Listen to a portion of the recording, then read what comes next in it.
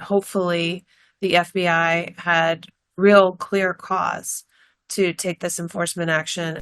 It was early Tuesday morning in East Dripping Springs when sirens started flashing and officers moved in. Federal agents say they'd been tracking the movements of suspected Tren de Aragua members for over a year.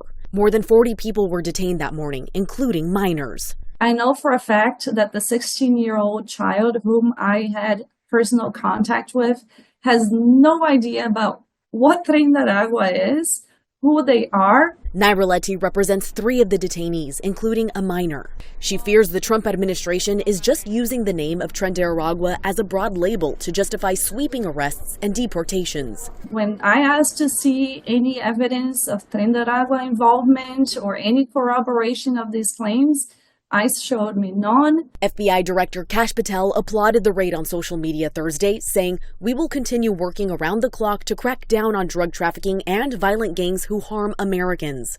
In Hays County, though, Judge Ruben Becerra says he wants criminals off the streets, but not at the expense of fairness and due process. You've got to make sure, in your best estimate, that they've had an opportunity to prove themselves innocent or guilty. All we're looking for is process. Meanwhile, Republican Congressman Chip Roy praised the work of the FBI, DPS, and other agencies involved. This is in the school district right there in Hays County, Texas, where my family lives and operates. Congressman, does it worry you at all that 9 minors were taken in this major operation? Well, it worries me that those 9 minors were in an environment where they had to be removed. I have great confidence in Texas's leadership and the local authorities to figure out how to make sure these minors are cared for.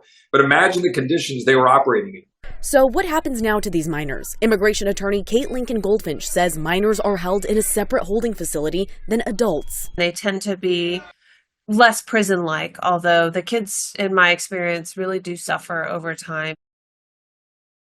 Thank you for watching. Please hit the subscribe button and get the latest news by downloading the CBS Austin News app.